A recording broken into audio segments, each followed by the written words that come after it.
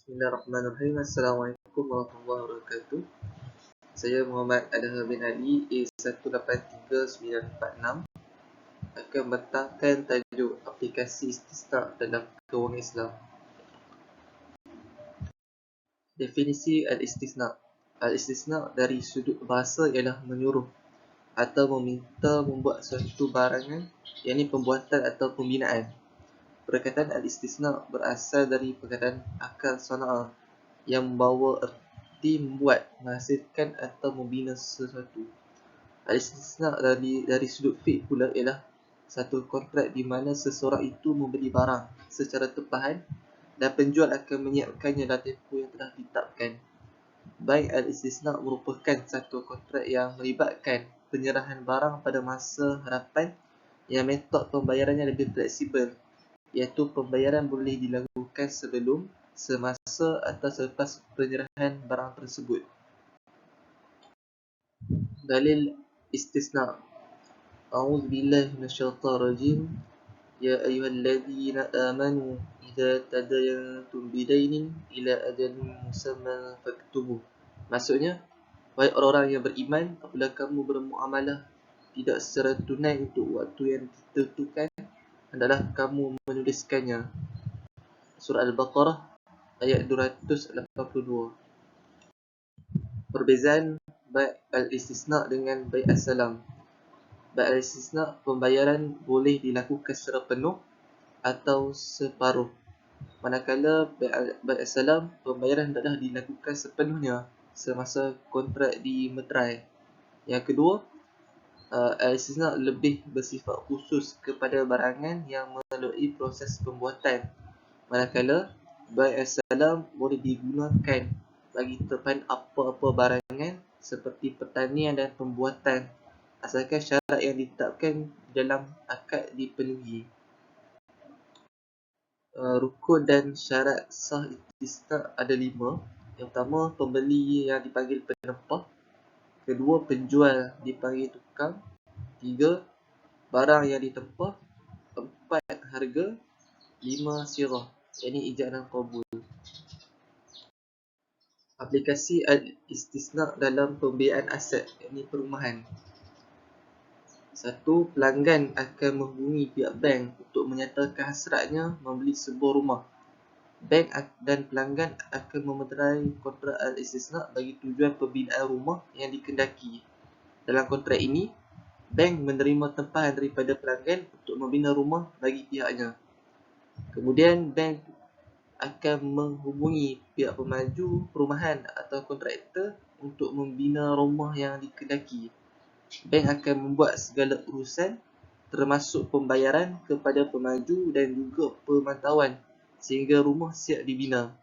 Setelah siap dibina, pemaju perumahan akan menyerahkan rumah tersebut kepada bank. Bank kemudiannya akan menyerahkan kepada pelanggan. Bank akan mengenakan harga jualan termasuk untung. Pelanggan akan membuat pembayaran kepada bank sama ada secara tunai atau ansuran sehingga selesai. Pembiayaan bridging, iaitu pinjaman penyambung. Pembiayaan bridging juga merupakan salah satu pembiayaan yang dilakukan dalam kontrak bai' al-istisna. Pembiayaan bridging ini adalah pembiayaan untuk tujuan menjaga aliran kecairan sementara menunggu tunai diterima. Pembiayaan ini biasa digunakan dalam kes di mana aliran tunai daripada jualan sesuatu aset dijangka lambat diterima, sedangkan wang tunai tersebut diperlukan untuk sesuatu urus niaga. Terdapat dua jenis pembiayaan pinjaman penyambung. Yang pertama, pinjaman sambungan secara tertutup. Keadaan di mana pelanggan yakin bahawa ia akan menerima bayaran dan mendapat bayaran semula pembiayaan bridging pada tarikh yang ditetapkan. Manakala yang kedua, pinjaman sambungan secara terbuka, iaitu keadaan di mana pelanggan tidak yakin bahawa ia akan menerima bayaran dalam tempoh yang diperlukan untuk dapat membayar semula pembiayaan bridging pada tarikh yang ditetapkan. Pengaplikasian kontrak al-istisna dalam pembiayaan bridging yang mempunyai 3 entiti, iaitu pelanggan, bank dan pemaju iaitu kontraktor. Katakan seorang pelanggan telah menjual satu asetnya, tetapi wangnya akan diterima pada satu tarikh yang tertentu di masa hadapan. Tetapi pada masa yang sama, ia telah membeli aset lain atau membina rumah yang baru dan terpaksa membayar harganya. Ia akan menghubungi pihak bank dan menyatakan hasratnya, iaitu mendapatkan pembiayaan untuk membayar kos atau harga aset yang baru. Ia akan membayar semula selepas menerima harga jualan aset miliknya. Bank dan pelanggan akan memeterai kontrak al-istisna, iaitu bagi tujuan tempahan atau pembinaan rumah yang dikehendaki. Bank kemudiannya akan menghubungi pihak pemaju perumahan atau kontraktor untuk terus menyempurnakan pembinaan rumah yang dikehendaki.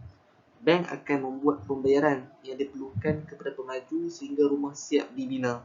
Pemaju akan menyerahkan rumah kepada bank dan kemudian bank akan menyerahkan rumah yang terpah tersebut kepada pelanggan. Bank akan mengenakan harga termasuk keuntungan kepada pelanggan dan pelanggan akan membuat pembayaran kepada bank sama ada secara tunai atau ansuran. Sekiranya pelanggan telah menerima harga jualan asetnya yang asal, maka ia akan membayar kos pembiayaan oleh bank secara tunai.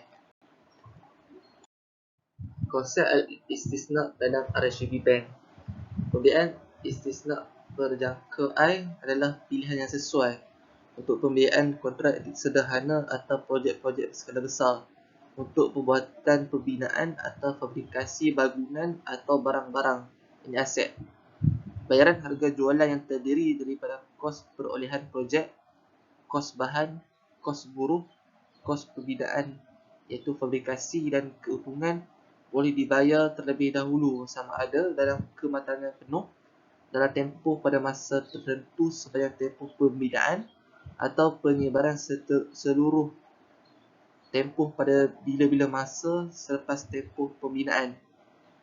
Konsep yang digunakan ialah istisna untuk pembiayaan kontrak pembuatan, pembinaan fabrikasi aset dengan spesifikasi terperinci. Yuran dan caj dikenakan iaitu duty stamp seperti yang termaktub di Akta Stamp 1949, Disemak 1989, yuran pembayaran termasuk yuran untuk pendaftaran tanah dan carian tanah jika berkaitan. Bank boleh mengenakan takwid, yakni ganti rugi untuk pembayaran yang tertunggak jika pelanggan gagal untuk membuat pembayaran kepada bank seperti berikut.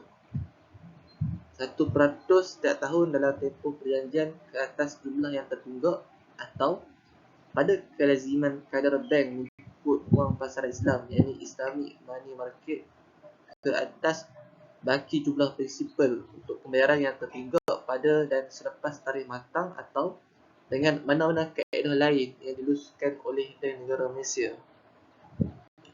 Faktor-faktor istisna kurang menjadi pilihan oleh masyarakat. Yang pertama, faktor tawaran. Produk istisna yang ditawarkan hanya dalam 2 bank sahaja. Mungkin sebagai itu, ramai yang tidak mengetahui mengenai produk tersebut serta kurang yakin dengan produk tersebut kerana hanya 3 bank yang menawarkan produk tersebut. Faktor kedua ialah mungkin juga disebabkan kurangnya penjelasan yang lebih mendalam terhadap produk istisna. Orang awam tidak mengetahui tentang keistimewaan yang terdapat dalam produk istisna, membuatkan mereka lebih suka membeli produk lain yang mungkin lebih bagus daripada istisna.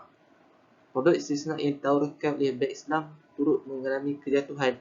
Pada awalnya ia agak meningkat sedikit daripada RM245,250 pada tahun 2011 kepada RM246,614 pada tahun 2012. Namun begitu, ianya mengalami kejatuhan apabila menurun kepada RM131,875 pada tahun 2013.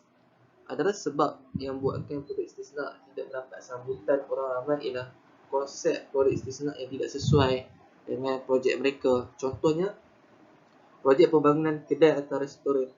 Walaupun istisna bermaksud jual beli secara terpahan, ianya juga boleh dibayar beransuran sama ada semasa, sebelum dan selepas pembinaan.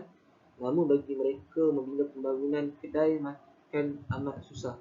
Ini disebabkan mereka tidak boleh membayar wang terlebih dahulu sebelum restoran atau kedai mereka itu mendapat keuntungan.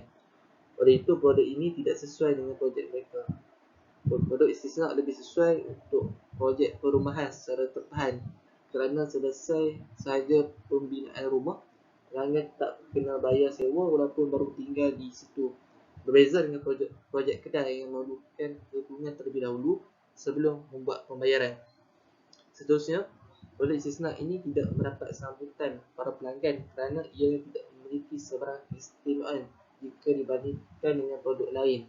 Produk lain memberikan banyak kelebihan, namun produk istisna tidak memiliki kelebihannya tersendiri yang mampu untuk menarik minat para pelanggan. Kesimpulannya, al-istisna merupakan salah satu urusan jual beli tetapi berbentuk tempahan, di mana tempahan ini boleh dibayar secara penuh, separuh atau beransur-ansur. Kontrak ini melibatkan tiga pihak, di mana satu pihak ialah pembeli, iaitu pelanggan, satu pihak lagi si penjual, iaitu bank, dan ketiga si pembuat atau kontraktor, pemaju. Al-istisna memberi peluang kepada pelanggan untuk memiliki aset seperti rumah sendiri tanpa perlu risau akan masalah kewangan kerana mereka dibolehkan untuk membayar beransur-ansur. Namun demikian, disebabkan oleh al-istisna kurang mendapat sambutan daripada pelanggan, produk ini tidak digunakan lagi dalam pembiayaan peribadi di perbankan Islam dan digantikan dengan tawaruk yang lebih relevan.